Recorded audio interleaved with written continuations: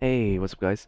It's been a while since I play Arena. I've taken basically a month or 2 month long break from the game, just because it was getting kind of stale, and there was just a lot of like stuff I didn't like in historic, certain cards and deck strategies that just kind of turned me off from playing the game. But I think Arena is right now moving in somewhat of a good direction, in the sense they're finally kind of listening to their audience, and people want to um, finally hop back on. And I think that's probably due to a lot of backlash from the whole alchemy stuff. Like it was widely unpopular to the point where we don't know how much, you know, what their player data is. Like we don't know how many concurrent players there are on Arena, but I assume it took a massive dip after the whole alchemy debacle. And so I assume, their business decision to try and finally add in Pioneer after years of people asking for it, and you know, um, it was just something the community really wanted to kind of bridge paper and um, online, internal formats together. Because Arena, you have Standard, which is a rotating format, which people, it's still a widely popular format, but um, for Arena, it's like people want something internal so they can play with the cards they already own that have been rotated out, and historic, and was kind of like um, that format, and it was popular because it was kind of like a mix between modern, you know, pioneer and standard cards at the time. It kind of had like cards from all over the place, which was cool. But then it wasn't a format yet you can play on paper, and it didn't really quite satisfy that thirst for that kind of that bridge between the two mediums, electronic and paper. So Explorer is kind of like their way of finally getting that Pioneer format onto the game. Now I know it's gonna take them some time, maybe years, for them to finally add all the legal cards for the Pioneer format.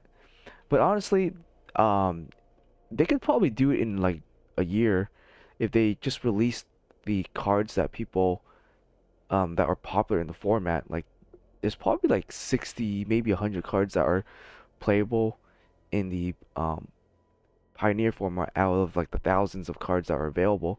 If they just focus their efforts on kind of looking at Pioneer lists and kind of gathering all the cards that people like to play and that are the popular decks, they can release those cards into the format within like one big anthology pack, and that'd be kind of cool.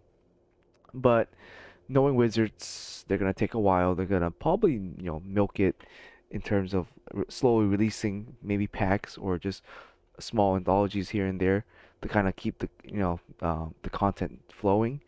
Um, and That's probably gonna be their strategies to support this format slowly, and maybe get more people to slowly hop back on. But for now, what we have is Explorer, and been enjoying it. And it's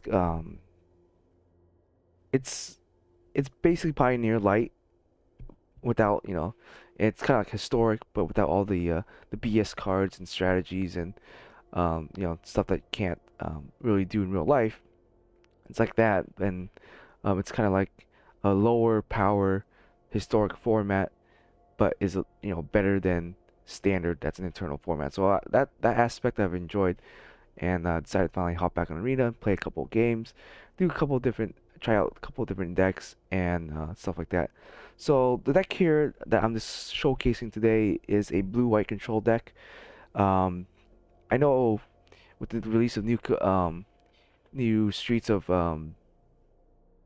whatchamacallit, new Street of Cappy, whatever. Can't pronounce the freaking name right now. But yeah, with the new release of that, I know Esper's got a couple of cards for support, but they did lose a couple of powerful tools, like well, at least if you're talking strictly an arena format, the Esper deck kind of lost. Well, I guess all control decks in this format have lost the powerful Archmage Charm. And that was kind of meta warping. Same thing with memory lapse. That was pretty meta warping for control decks and pretty powerful cards. But since we're moving into Pioneer, more or less we don't have that many powerful counter spells. So our as a control deck, we're more limited on our counter spells and stuff like that. But we can definitely still make the format work for us. Now there's not much good removal, but we didn't really have that much good removal in Historic anyways in terms of low cost removal. With the release of Kamigawa, we had cards like Our Whirly March, which is kind of like a not as good prismatic ending, but it's instant speed, so it's still pretty relevant. It's a little bit more expensive, but you can afford to play this, and I really enjoyed this card as removal, both in my modern matchups and even in this particular format. It's been a really good card. Now in modern, I probably wouldn't play four of. I'd probably do like three or two of in the main deck, and that's worked. And even in modern, where it has more uses as it can hit land targets, um, yeah, in it's not that useful in Pioneer to hit land targets. You don't have like Urza Sagas to hit and stuff like that, but it's still one of the best cheap, quote unquote cheap removal. Um, so that's why we played the four Alley War Margins as one of my favorite um, instant speed removal in the deck.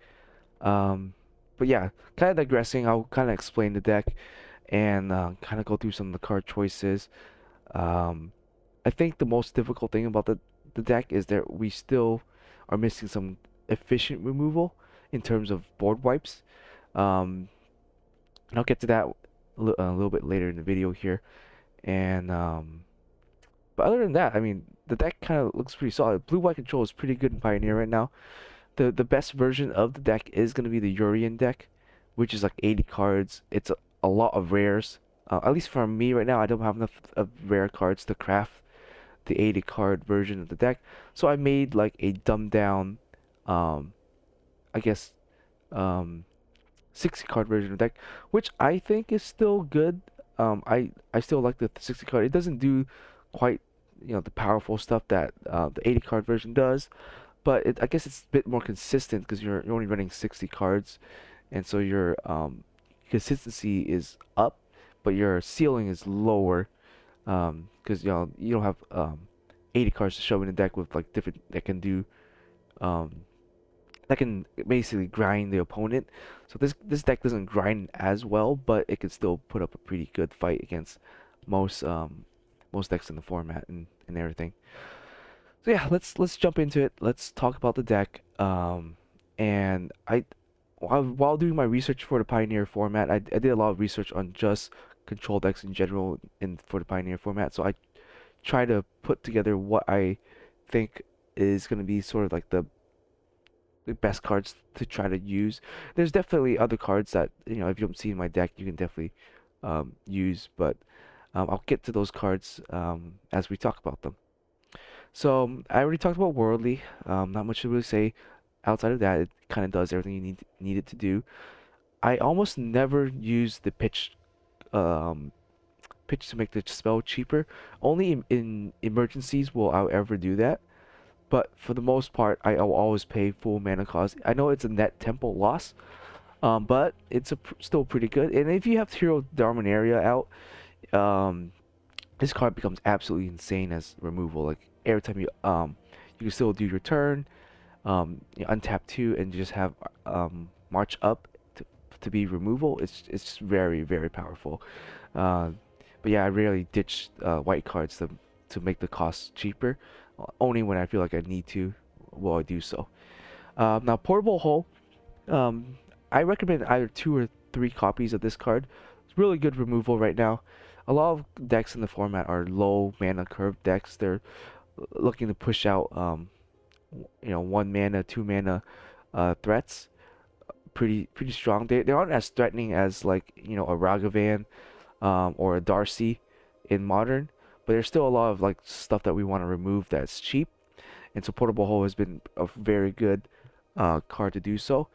And cards that I usually hit with this stuff is like I hit a lot of artifact equipment stuff. I hit a lot of enchantment sagas. There's a lot of sagas in the format right now. A lot of like the new red saga, the 1 mana red saga, stuff like that. There's a lot of token generations in the deck, stuff like that. So portable hole is really good for hitting stuff like that, hitting 1 mana threats maybe. There's not a whole lot of 1 mana threats, but um, in terms of like that needs to be answered immediately. But there are still a lot of 1 mana threats that if you leave them on the board for a while, they will start to wreak havoc on you as a control player. So a good efficient way to answer that. And our opponents never ever really remove portable hole. I've never seen this thing removed. The only time I've ever seen it removed is maybe if you're playing against a mirror match, if they had Owler Whirling March, or they had maybe like a Kogan's Command, then they will remove it. But otherwise, this card's gonna stick. It's gonna imprison whatever you need it to do.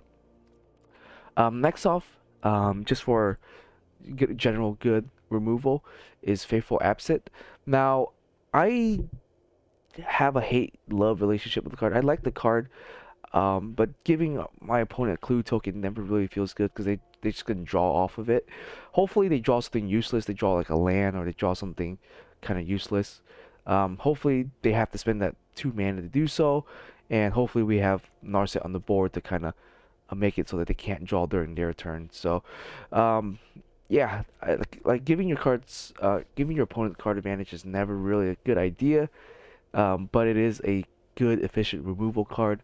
Kills planeswalkers, which blue-white controlled decks generally have a very difficult time doing.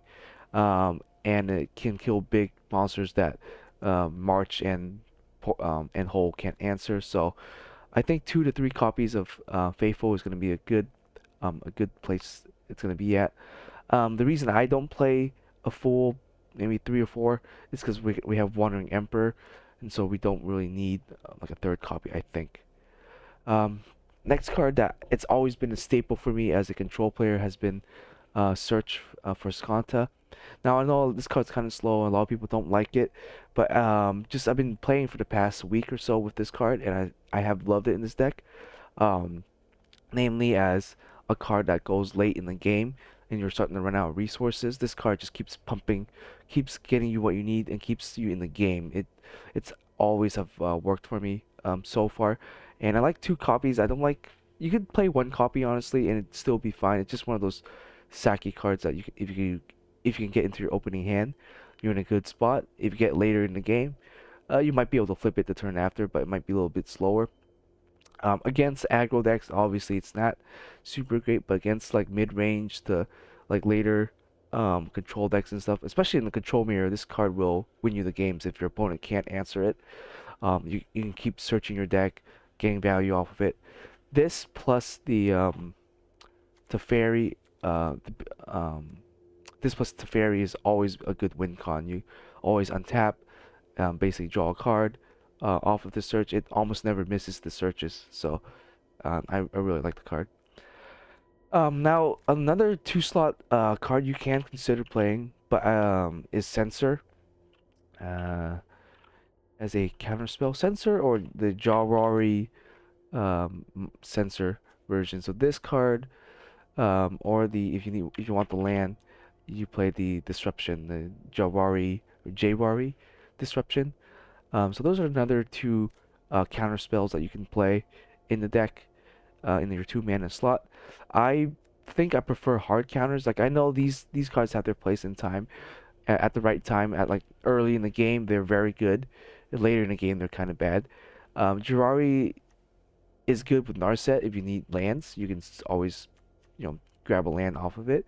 But Censor I think is a little bit better for the cycling effect, because later in the game it becomes useless and um, you can just cycle it.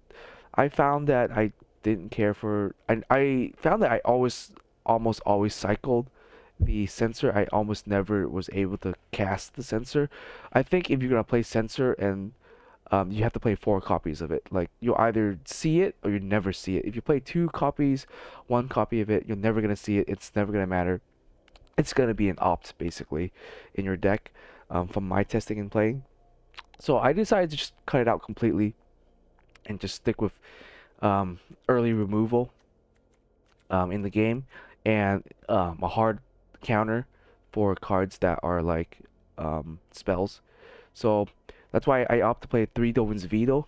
You could play 2. I think 3 is not a bad number. Like there's still, like I mentioned, a lot of powerful spells in the format right now. A lot of sagas, a lot of um, artifacts, anvils, and stuff like that. Like I'm still new to the format, so I can't really speak for all the strategies out there right now. But Dovin's Veto has been pretty good.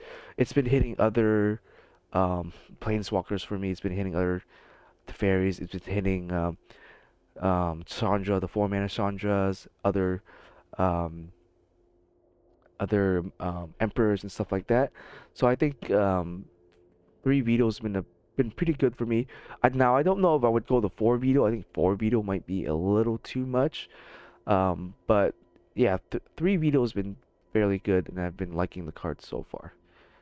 Now, your other, I guess your first Planewalker you're gonna play with is Narset. Now you can either do 2 to 3 copies of her. I've always liked her at 3. She's a good draw card, a good card to kind of, if you leave her on the board, she becomes a giant hindrance to our opponent with her passive ability. Now a lot of people don't think about her passive ability that much, especially in a deck that doesn't draw a lot. But for us, it still works because it kind of makes Faithful Absent a little better because if your opponent's trying to crack a clue token, they have to do it during your turn. And or if you got something like a Shatter the Sky or something like that, it makes Narset a little bit better. Um, but yeah, namely you use her as a draw engine. You use her as HP sometimes, like if you're running low on HP sometimes or health, people will whack her. She can take a hit or two to take some pressure off. She is a little bit slow for sure, but she does fetch us our threats. She does fetch us our answers that we need, especially our board wipes and stuff like that. And so, I think 2 to 3 Narset is the way to go. Next off, probably the best counter spell that is gonna fit in our 3 mana spot, the Omni counter spell, is gonna be Absorb. I think Absorb is here to keep us in the game, heal us, keep us in the game as a control player. It's our only real way to control gain life outside, I think, of the Emperor and her minus ability. So I think Absorb is a good place. I would say 3 to 4 copies of Absorb is the way to go. It is an expensive counterspell for sure, but the format is you don't have any other choices really. You have like, I guess you can do like Sinister, um, you know, um, Sinister, Surveil, or one of the other 3 mana counterspell. But for me, I think this one's good enough to play, and you want to see it as soon as possible by your turn 3, just to start negating stuff and hopefully control the board. While it is expensive, we don't really have a choice in the format, so I think 3 to 4 copies of Absorb is probably going to be a mandatory thing here. Now this is where it kind of sucks for Explorer because we don't have the best board wipe, which is Supreme Verdict in the format right now, and so it's kind of all over the place in terms of what you want to do. Um, there's several different versions of a 4 mana board wipe. We don't have Wrath of God and we don't have Day of Judgment. So for me, I think Shatter the Sky is gonna be the best one. It's either between Shatter the Sky or I guess Settle the Wreckage. I think you also have the new one, the new board wipe, which I think is called Depopulation, maybe? If I'm looking at this correctly. Yeah, this one right here. You have depopulation. If you can do this, but at least from what I found, there's a lot of multicolor creatures in the format at the moment. So there's not a lot of big creatures.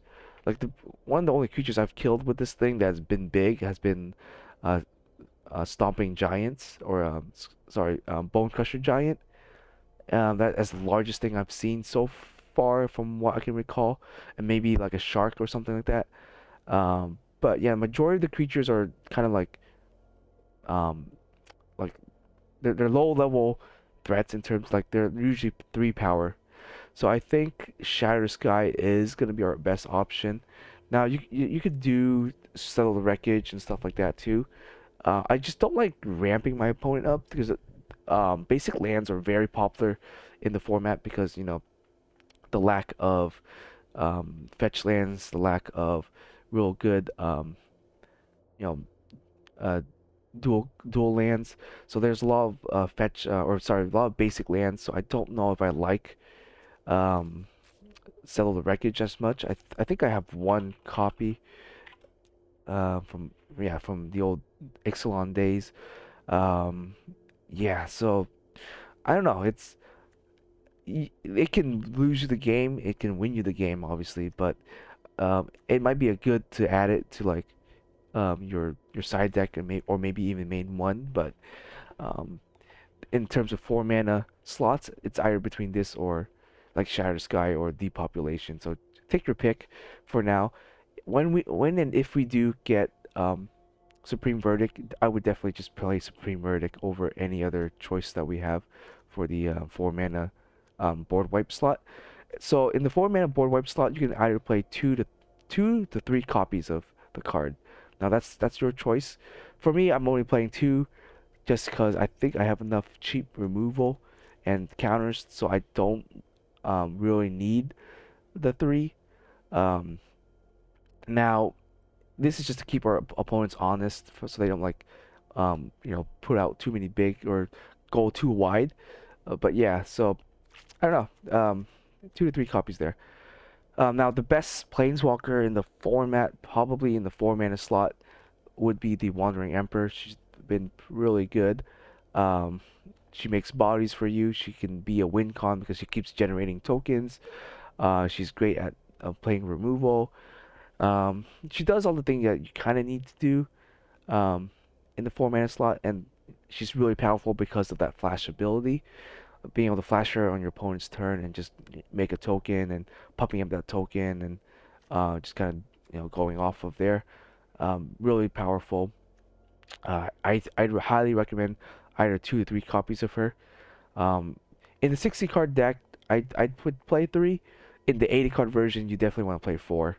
Um, if you're playing the Urion version of the blue white control deck, you probably want to play 4 of her. But in the 60 card version, I'd say 3 would probably be where I would stop. Otherwise, you're going to be opening up with her a lot, and yeah. 2, or if you're on a more budget version, you could probably do 2 versions of her. Yeah, um, real good card. Next off, I have Memory Deluge. Now, in the 80 card version, you probably play 3 to 4 copies. In the 60 card version, I'd probably recommend 2 copies, maybe 3. I think 3 is a lot for the 60 card version. I wouldn't recommend it. I think 2 is a good spot. Now, I'm only playing 1 because I only have 1 copy and I don't really want to craft another one at the moment. Um, but the other reason why I'm only playing 1 in this particular slot because I'm also playing Commit. So I guess if you're not playing Commit, you can play 2 copies of it easily. Um, and I'll talk about Commit in a second here. But yeah, so I think if you're not playing Commit, you can easily play 2 copies of the Memory Deluge here. So yeah, probably the best um, card to just get you advantage and get you back in the game. So yeah, Deluge is pretty good. Next off, essentially our main threat in our main win con is Teferi. Now I recommend 3 copies of Teferi. Um, if you want to see him, and if they get rid of him, you can always have a backup plan. Just keep playing more and more Teferis. 80 card version, definitely 4. 60 card version, probably 3. Maybe 4 if you don't play the Emperor, or you're only playing like 2 copies of version of the Emperor, then I'd probably play um, 4 copies of the Fairy. Probably the best Planeswalker in having your deck here outside of the Emperor for at least the Pioneer format here. And then Commit. I still like commit. I've run into times where I straight up just win with commit after using memory. Now commit is still a pretty decent removal spell. It's still a decent counter spell, I guess, because you target a spell or a permanent. So it can be a 4 mana counter spell. It can be a 4 mana removal card. So I think the commit portion of the card is still pretty good. The memory card is kind of like our backup plan. If all else fails, you will do memory, and you only do memory when you have Narset on the board. If you don't have Narset on the board, you'll never cast memory. And it's six, it is 6 mana, so that's where like Deluge and Commit are kind of they're fighting for the same spot in your deck. Like they kind of do the same thing.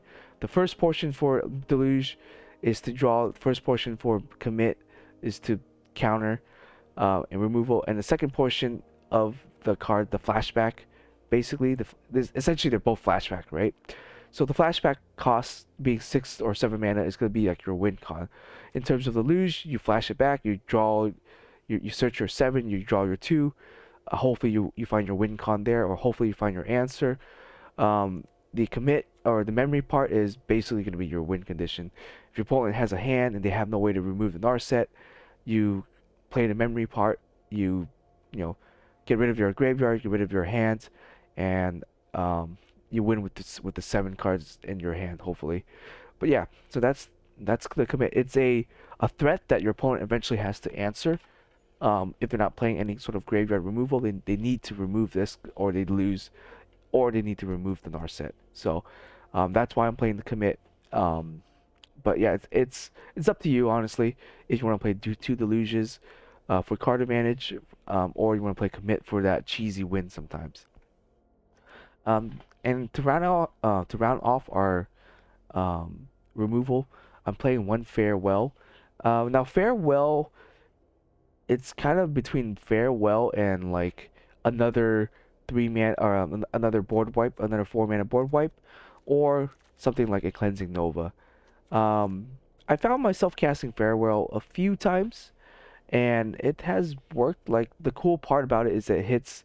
You can choose whatever modes you want, and it's very flexible in that sense. Where like something like a cleansing nova, it costs one less mana, but you only choose one mode. Um, I do like farewell that it costs one more mana, but you can like reset the game essentially when you need to. And there's a lot of artifact decks going around. There's a lot of creature decks, obviously, a lot of stuff you can get rid of the graveyard. Enchantment wise, we don't really have too many enchantments. We do have, like, the Shark Typhoon and the Search. And we do play artifacts, but if we board wipe farewell with and get rid of our portable hole, it's not a huge loss. For enchantments, if we get rid of our Search, it's not a huge loss. We obviously won't cast it if we have Shark Typhoon on the board. If we're using Shark Typhoon as our win con. But otherwise, yeah, it's just another board wipe, another way to keep our opponents honest. Another way if they're playing like cat and nine lives or something like that. I'm not sure if that is in the format. Now, correct me if I'm wrong. If it is in the format, then the of 9 lives combo is kind of annoying to deal with. And this is one of our ways of kind of like dealing with that form of um, that thing. Oh, give me a moment. Yeah, and so that's one way of I'm sorry about that. Yeah, that's one way of kind of keeping our opponent honest. There is with the farewell. Now, I wish it did hit Planeswalker. Like would make sense to say like buy Teferi or buy Narset, because sometimes I do want to kill Planeswalker. It's just unfortunate it doesn't hit Planeswalkers, which is a little weird considering it's saying farewell. It should be like buy Felicia sort of thing. But I digress. There, still a good card to play. And last off, to round off our threats, our answers and stuff like that, is going to be the Shark Typhoon. So yeah, still a good card. Um, Recommendations here, probably 2 to 4 copies. I never liked the card at 4 copies in a 60 card deck, because I end up just drawing too many of these early in the game, and they don't do jack squat. Like turn one, turn two, if you're looking for threats or looking for removal, and you draw a Shark Typhoon, it feels bad. It feels like cycling for two just to get a land or something like that. It feels bad. Um, and so that's why I don't like it at four. At two, it doesn't. You see it late game, but if you're playing two copies of it, you have to be a bit more careful about cycling it, because it's our only way of putting a creature on the board outside of the Emperor at the moment. Obviously, we have Kahira just because we're not playing any other creatures, so Kahira is a free card for us. I guess I totally skipped over Kahira here.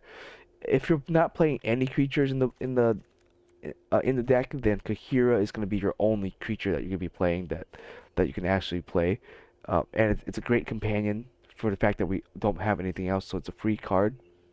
Um, if I forgot to mention Kahira, um, here's his spotlight here. So yeah, in terms of like Shark Typhoon, um, you depending on how the matchup is going, if you can hard cast Shark Typhoon and you can combo that off with the absorb, counter your opponent's stuff, putting 3/3 sharks on the board. That's ideally going to be your win con.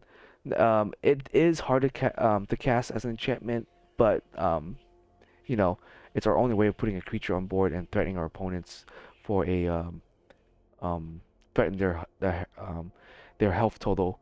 Otherwise, if you're gonna go for the control aspect, you can just if you can ult with Teferi, that's a win con there. So yeah, Shark Typhoon is a win con.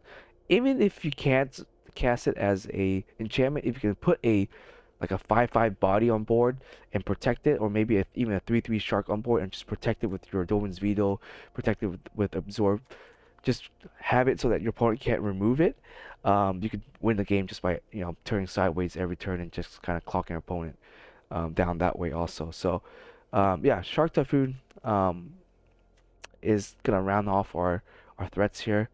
And yeah, so I think the deck is pretty good where it stands in terms of our card selection here.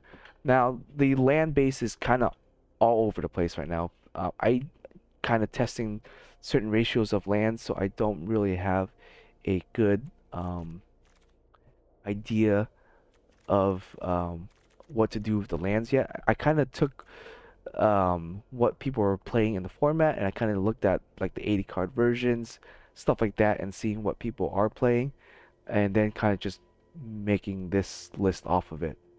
And so I'll talk about that here in a second. I'm going to show you the distribution for the mana curve. So the curve looks really nice, honestly. The curve is like, um, yeah, looking pretty solid, I would say.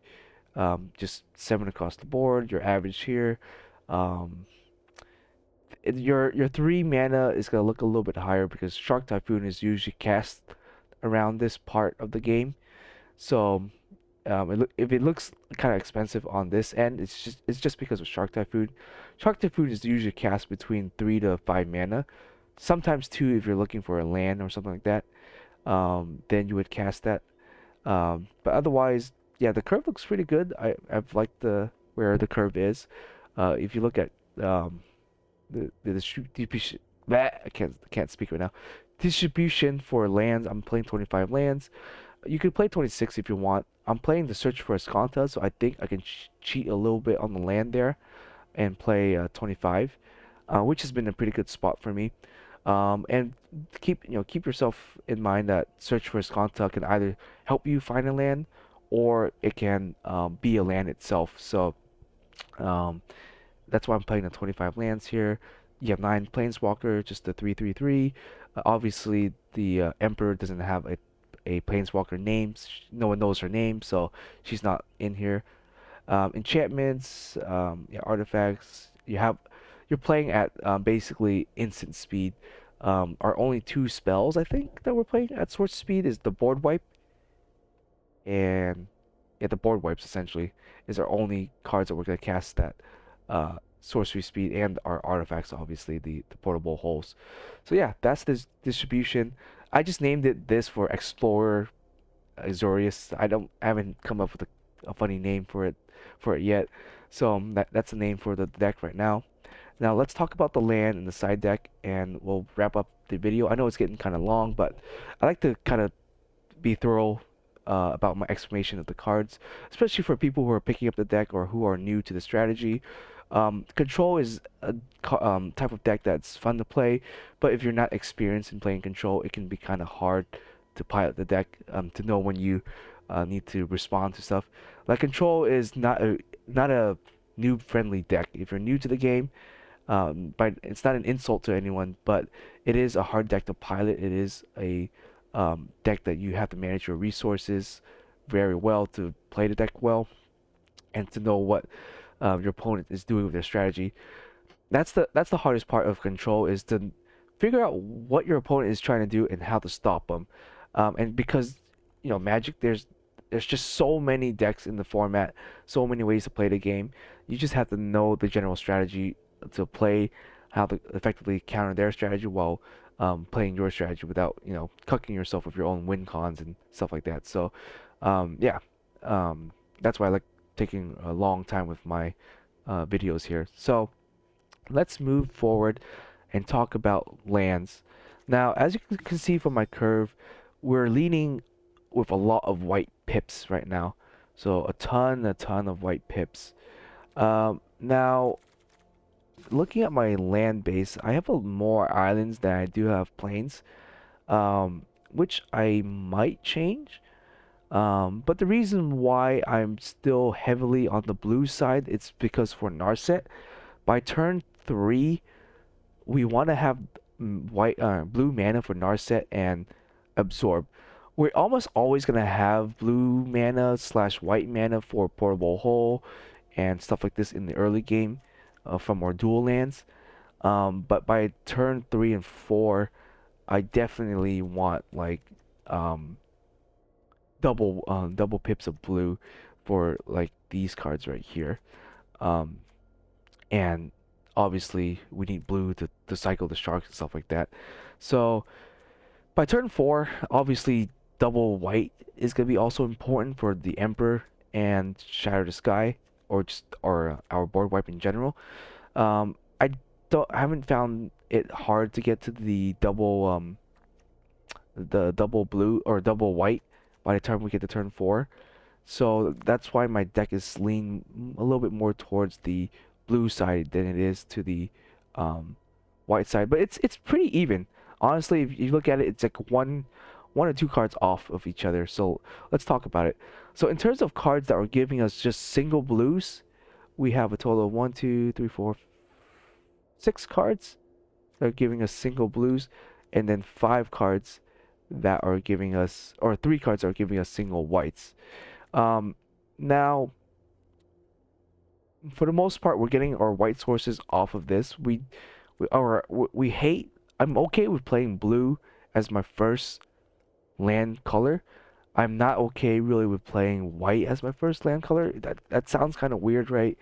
Because we do have Portable Holes um as our 1 mana white card, white white spell. But I don't know. I just always like starting off blue and then leading into white right after. Um, there's an argument you could play less island, play another plains, I guess. I'm still on the idea of Archmage Charm and stuff like that. So I'm still in my mindset. I'm still trying to lean the mana curve more towards blue over white, even though we have more pips of white cost in the deck overall. So that's just something I'm playing around with. And I guess that's something that might change over time. Uh, I guess you can argue, yeah, you could just do two island, 2 plains, as like your cards, your basic types, I guess. Now, why we play that is because why we need the basics is because of Field of the Rune. We want to be able to search for our own basics off of it. And if our opponent if we're playing against a mirror match and they're Field of Runing us, or if they have Assassin's Trophy, then we need a way to kind of get some value off of that. And so we're playing a total of 4 basic lands right now. Because the piping, the color pipes, or pips, sorry, color pips are kind of intensive. We're playing a ton of dual lands. That's the only thing I like about blue-white control over Esper control is our mana base is less greedy. We can always see the colors that we need over the Esper deck. Um, but I still enjoy playing three colors regardless, you know. But yeah, we're playing a ton of dual lands just to kind of get all the colors that we need. We're not playing a ton of utility lands. We are playing a few. We are playing like Castle Arendelle as our late game win con. We were playing one Seat of the Emperor or Empire just to blow something up. You know. Um, Now I play one of each legendary land because if you start off with two of these in your hand, it kind of sucks. You don't want to start off with two Arawara. You don't want to start off with two um, E Genko or I think it's called E Genjo. Sorry, my Japanese is I don't speak Japanese, but that's how I assume it's pronounced. E Genko or E Genko. Um, but yeah, starting off with two of them in your hand, like you start off with two Arwaras or two of these, it feels bad. So because they're legendary lands, so I only plus they only give you one color, so I recommend just playing one of each. There's no way to discount them either. We have no legendary creatures in our deck outside of Kahira, so there's not really any way to get them cheaper. So they're kind of there as your last resort, or if you have a bunch of lands in your hand, then you want to play these last. So that's why I'm playing one of each. Um, yeah, one planes to search out with Fill the Ruin, or if your opponent nukes your white source, just one way to search it out. Um, I I never cared for having two planes.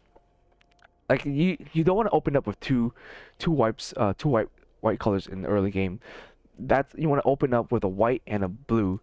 Like I've had hands where I open up with like three of these and just and I don't see another blue for a long time.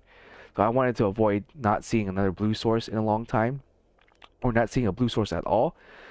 And that's why I'm just playing just the one planes. Because I had that happen to me where I had like this or Arendelle and just like a planes and just like oh crap, I can't do anything. So that's why I'm just playing just the 3/1 white source. Then we have Castle of Antris because I don't think I don't really use this as much because it kind of conflicts with Search for Escanta. If you are able to flip Search for Escanta, then you're never gonna use Vantris. You're never gonna pay 5 to scry 2. You're always gonna pay 4 to search for 4. So that's why just one Vantris, and it's also a check land. So um, there it is. It's there in case we need it if we don't see the search, but otherwise I'm never gonna do it. Now Hall of the Storm Giant, you could play 2 copies. I only have the ones, and so I'm only playing the one. And I think you only really need one. Even in my Esper deck, it's like I only ever needed the one. So I don't think you need two. In the 80 card version, you could probably play two, but I want to avoid tap lands if I can. And so just one Hall is fine with me for late game win con. And 3 islands, kind of talked about that.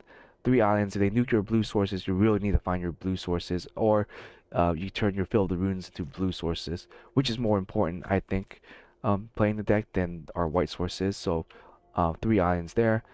I already spoke about Otawara. 2 desert beaches. I like them. Opening up with one of them is great, especially if you open up with a 3 land hand. Desert Beach is perfect. Or if you're playing really slow, you can just play Desert Beach tap. Not too bad. I definitely like Desert Beach here, or Deserted Beach. Sorry, I kept saying Desert Beach. I haven't had my coffee this morning, so kind of all over the place right now. For Glacials, I think it's the one of our best dual lands. We were playing a total of 10 um 10 island or 10 types, 10 either plains or um island type lands. So Glacial in theory should never come in untapped. It should always come in, or sorry, never come in tapped. In theory, it should never come in tapped. So we should be able to support 4 of that for sure. Hollow Fountains for sure. Just to give us the plains and the island typing, and shock land, best shock land we can play for the deck. This is a so-so card for me. Um, in the 80 card version, you definitely want to play this, but for me, I think 2 copies is fine. I like that too. Same thing with this. This is to give us our plains and island typing, and also late game if we're flooding out, you can cycle this. It's a cheap cycle land for 2 to be able to cycle it. You could play the trinome, the Ragavine trinome, or the regain. I forgot how to pronounce it. Um, you could play this, but I find that you're not needing that red source. You're not needing the mountain typing at all. It's not like you're playing prismatic ending. If you were playing prismatic ending, hell yeah, I would play this card. But no prismatic ending. I don't think you need the red source, and it cycles for 3, which is kind of expensive. I'd rather just stick with the irrigated farmland for cycling of 2. And finally, Field of Ruin. I think 2 copies is fine. This is just to hit some sort of land that's giving us trouble. It's namely for me, I hit a lot of like man lands with it. So I hit like Castle Arendelle. I hit maybe a hall. Now you want to hit hall before it becomes a land or before it becomes a creature, because I think this can. Yeah, before it becomes a creature, you want to hit it. If you're trying to hit it for while it is a creature, then you have to play the ward cost. So just be careful with that. Um, and yeah, it's to hit other search for Escanta, stuff like that. So yeah, Field of Ruin is just there for utility, and because we're blue-white, we can't afford to play a bit of utility, and it's fine. It's also the untapped land. Like you can play it untapped, and when you have the chance, you can nuke it. I find myself hitting the red land a lot. I think I forgot what it's called, but it's just a red land that pings you in the face for 2. I think it's a rare land. I am totally mispronouncing it then.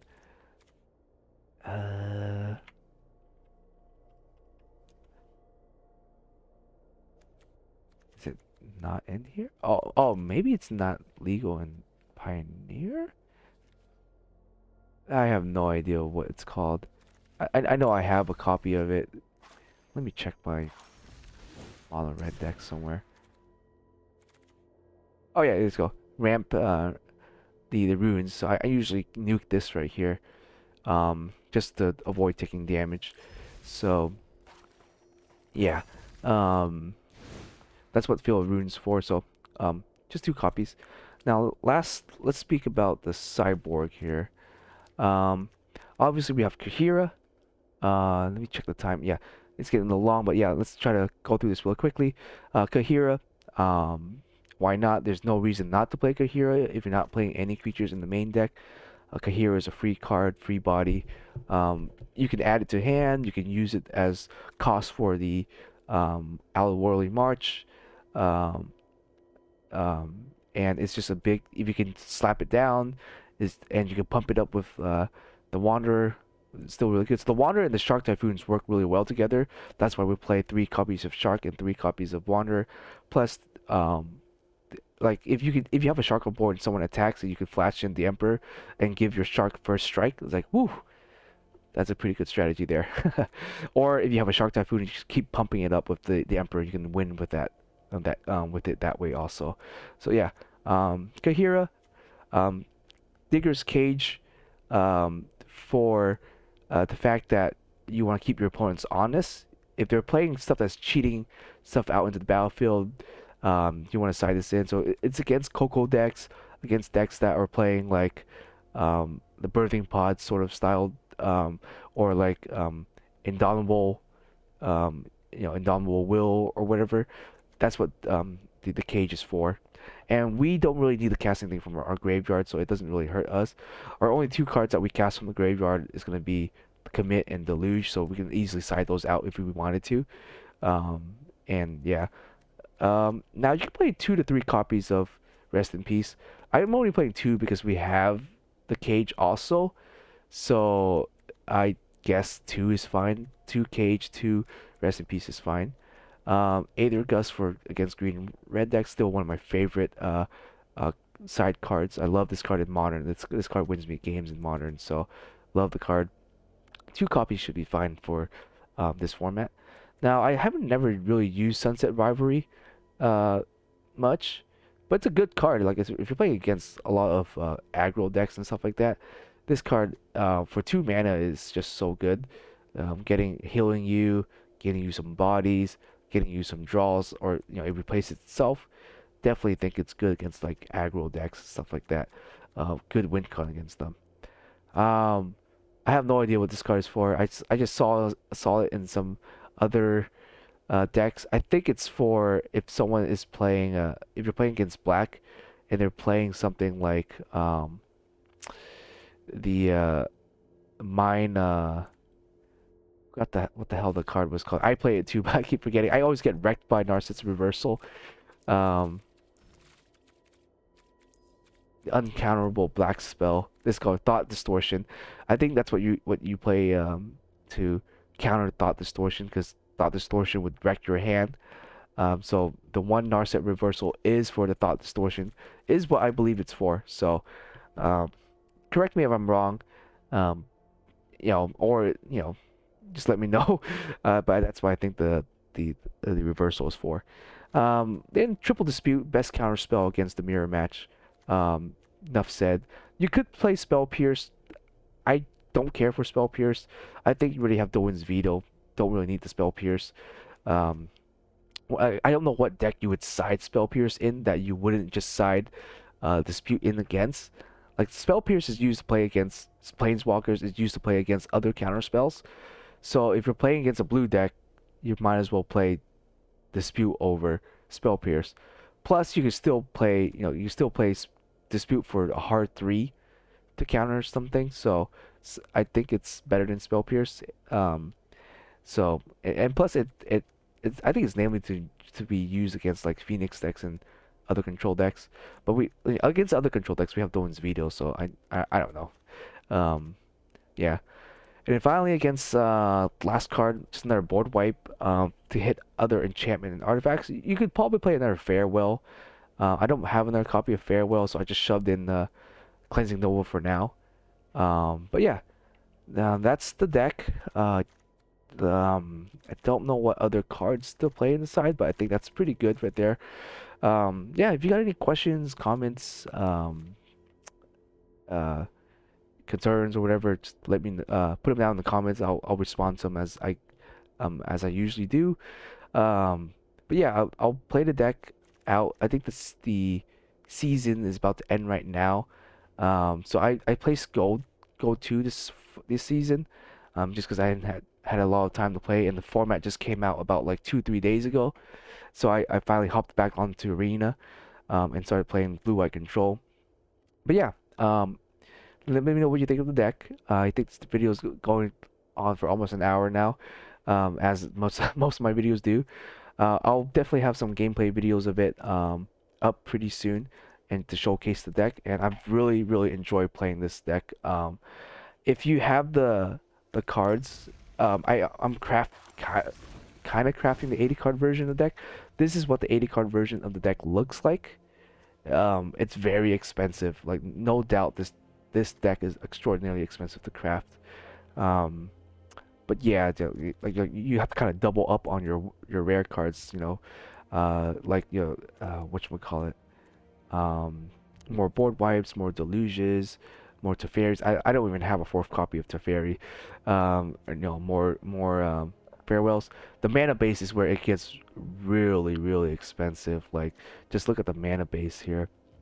You have like Ragravine Trinomes, you have Irrigated Farmlands, you have more of these. You kind of just double up on everything. Like it's expensive to play. So but yeah, that's just the nature of an 80 card deck. But yeah, I don't know if I want to play. I never liked playing 80 cards, but Urian plus the Emperor is just so good. If you Urian and you flash the Emperor, or you blink the Emperor out, she can come back and then you can immediately activate her ability again. That's just game breaking. That's just such good value right there. But yeah, and obviously blinking Omen is always great. Blinking, your your Teferis and your Narset just to get more value. That's always super super duper great. But yeah, like the 80 card version of the deck is just expensive. You're playing about 10 more lands, and you're playing um, I think the land counts at like 34. Yeah, you're playing 34 lands over 25 lands, so you have another nine lands that you have to play, and that's like a crap ton of rare cards. So if you can afford it, go for it. If not, I'd say the 60 card version just it does the same thing. At it's just it feels not as expensive to play. Like the deck still is a lot of rare cards, so I don't recommend. Like I always say, I never recommend control decks as a beginner's deck. They're hard to play, expensive to play in both real life and in the in-game economy. So I mean, I've been playing this game for years, so that's why I have all these cards, and like my deck is all foiled out, I guess, in some sense, because I spend all of my gold in just foiling out my deck. I don't spend any golds on opening packs anymore. Like I just don't give a crap about the cards. I can just kind of craft some of it. Um, but yeah, like, yeah, don't recommend the deck for beginners, and price wise, you if you're looking to like get the rare cards in the deck, it's expensive. I know Wizard has this stupid um pack that you can buy. I don't recommend this either. Like it's if you can afford it, if this game is your like joy to play, and you really like Magic, then you could. But in terms of the value and everything, it's a huge ripoff. It's like you could buy Elden Ring and play that and spend 100 hours. I don't know where Wizards thinking about this. Like, you know, 14 cards for $50. It's like, whoa. Like you could spend $40 on their secret lair, and that would be better. It would retain value. Like this is a story for a different time, I guess. Before I go, I digress and rant too much. Um, if you really wanted to play the deck, then yes, you could spend $50 to make the deck. And this is only part of the deck. Like the deck, um, without going into like too, I don't know if this will tell me how much rares you have to spend. Yeah, it doesn't tell me jack squat. So I honestly don't know how many rares this is. It's almost every card in your deck is a rare. Um, your only uncommons is like a Narset and Veto and like a portable hole. Everything else is just a rare card or a mythic. Same thing with your lands. Like everything is a rare. And I'm not saying this to brag or anything. It's just the nature of the game economy. It's just really bad. And like I mentioned, I played this game for years, and that's how I was able to build the deck without spending any money on it. So, but yeah, that's a totally different discussion for another time. Like I hope Wizard eventually makes the game more accessible to newer players, so you can craft a deck without feeling broke. Like in Yu-Gi-Oh! Duel Master, I can craft 2 to 3 decks and not spend any money. Like the economy right now in Yu-Gi-Oh! Is pretty good. Like I've enjoyed it. Like I've been saving up my gems. The only problem with Yu-Gi-Oh! Is it's extraordinarily stale right now. Like they haven't updated the game in a long time. They updated the ban list a few days ago, but that hasn't really changed the meta. And so I've kind of taken a break off of Yu-Gi-Oh! And went back onto Arena. But yeah, story for another time. Anyways, guys, I hope you enjoyed. I know I've kind of went on a rant in the last portion of the gameplay here, or not gameplay of the deck video. But yeah, I'll play this deck. I also made the Grixis Pioneer deck here. It kind of mirrors my real life deck. And then I also made an Esper version, which I think I'm missing a couple of cards for the Esper version of the Pioneer deck. So yeah, Esper and Grixis, and then Blue-White Control is what I'm going to be playing in Explorer/Pioneer. Anyways, guys, I hope you enjoy. Have a good one. See you guys next time.